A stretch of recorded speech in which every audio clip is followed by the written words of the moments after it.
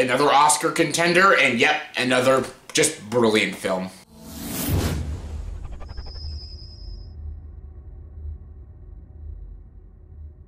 Hey everyone, welcome to the review. Here's my review for the movie Call Me By Your Name. Yes, Call Me By Your Name stars Armie Hammer, Timothee Chalamet, Michael Stuhlbarg, and Amira Casar. And this movie is directed by Luca Guadagnino, a guy who previously directed last year's A Bigger Splash, the movie with Ray Fiennes and Tilda Swinton. A movie that I have yet to check out yet, but I heard good things. And this movie is written by James Ivory. Yes, if you'll know who James Ivory is, if you've seen Howard's End, The Remains of the Day, and other great films, like a lot of period piece kind of films. Like, yeah, I'm a big James Ivory fan, so yeah, I was excited that James Ivory wrote this film as well, so yeah.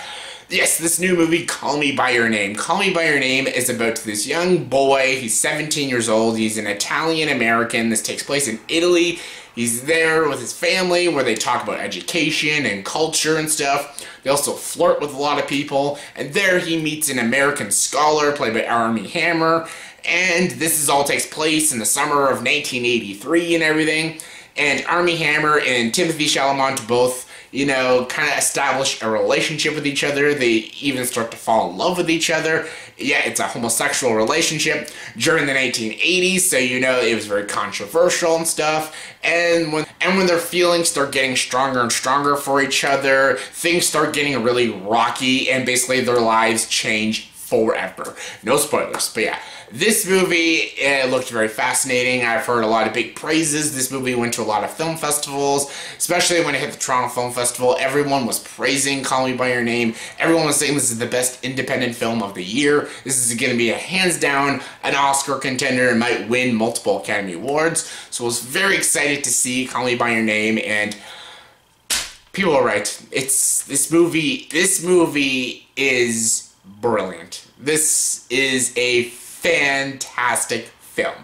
I was going into this movie a little skeptical because I think people overhyped it. See, Shape of Water, I knew that'd be amazing because of Guillermo del Toro and everything. Just, that movie just looked good.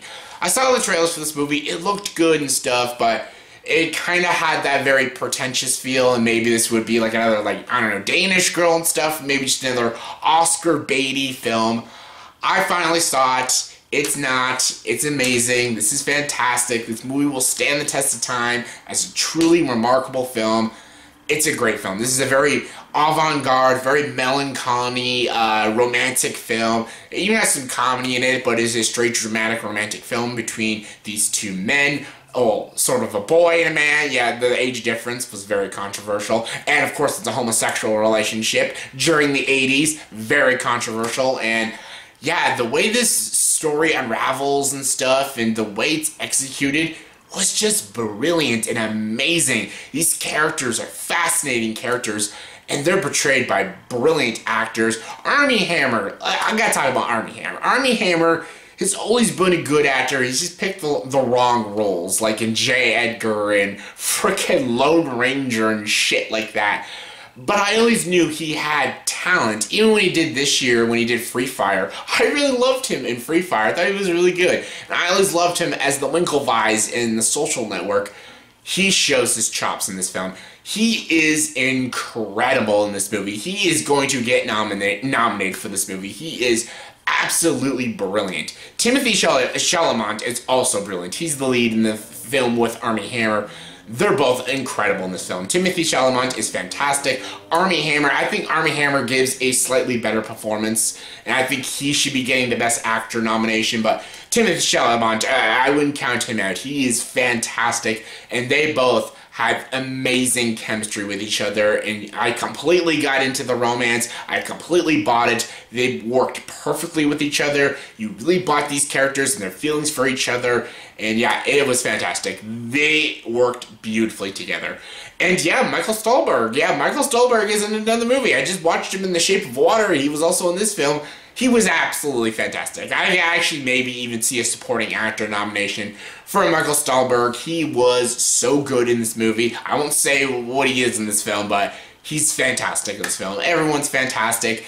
And this movie's filmed in Italy, and The cinematography is going to get nominated. Yes, it's not going to beat Blade Runner, obviously, but it's going to get nominated. The cinematography looks fantastic. The landscaping shots, just the tracking shots, the establishing shots, all the shots in this film were amazingly laid out.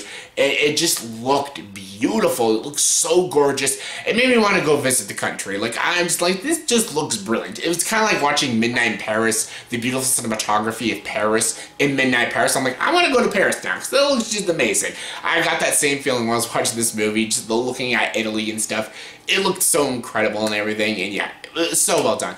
So well directed too. Luca Guadagnino and stuff. I have no idea if I'm saying that name right, but fantastic job.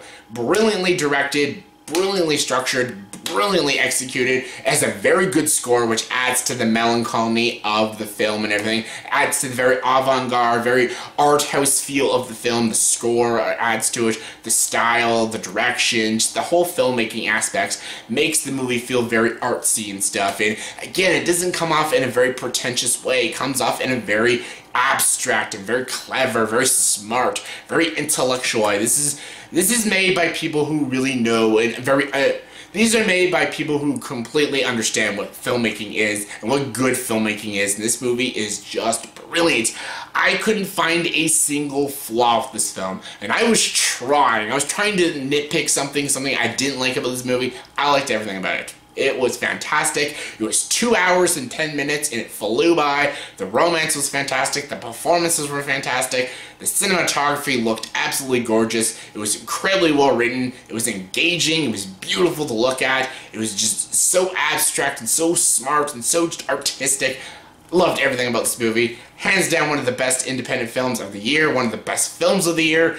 Again, just like The Shape of Water, it's going to be a huge Oscar contender, and I'll be rooting for it. It's a fantastic film, and again, I highly recommend it. Yeah, I couldn't find a flaw with this movie. I was looking for a problem with this movie. I couldn't. It's so amazing. So yeah, go check it out. On a scale of 1 to 10, I'm going to give the movie Call Me By Your Name a 10 out of 10. This movie is absolutely fantastic.